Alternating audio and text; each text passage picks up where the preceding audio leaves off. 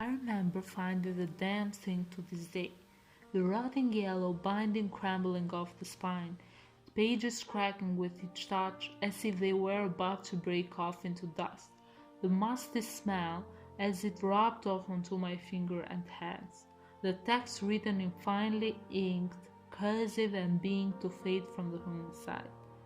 There was no title on the horrible encyclopedia, and no dates inside to indicate the point in time it was written to someone unfamiliar with determining the age of book. The only indication of what I had without reading a single page was the name written inside the cover, the name shared by me and men in my family for generations, Kenneth Roberts. Which Kenneth Roberts it was before me I did not know, but the familiarity of the name drew me in with a temporary and false sense of peace. The name was as old as the family, every other man, skipping a generation, inheriting it. To my knowledge, the home where I discovered it was ours since 1803, but there was no way of telling whether the awful work had been created before or after that time.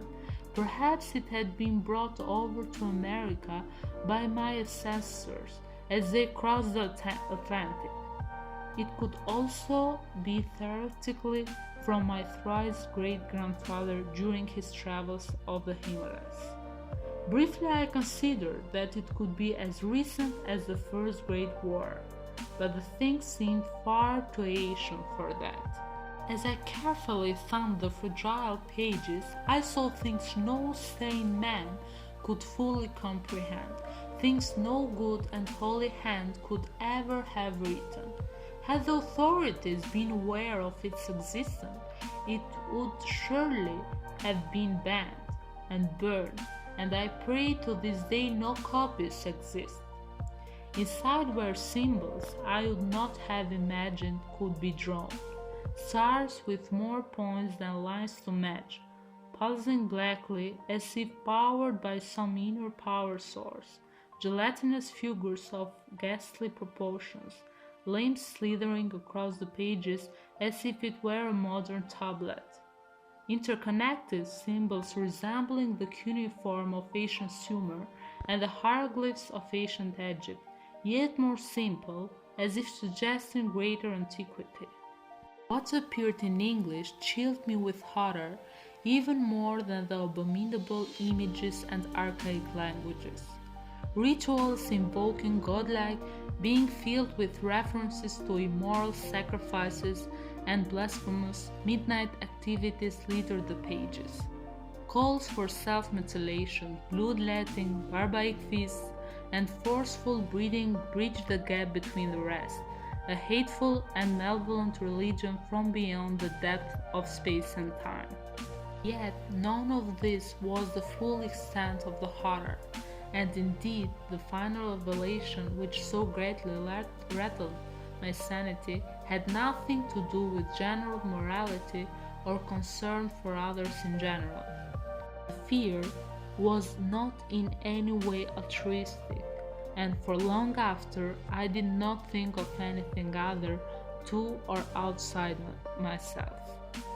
For in that dreaded rotting book was one tale far beyond the others I had read, pulse sweating, eyes aflame, and mouth gaping wide. It told of how Kenneth Roberts was honored above all, a martyr of the cause, a saint of the damned and patron of the wicked. He was nobody special, by blood and birth, nobody ruling on ideals of gold or economy.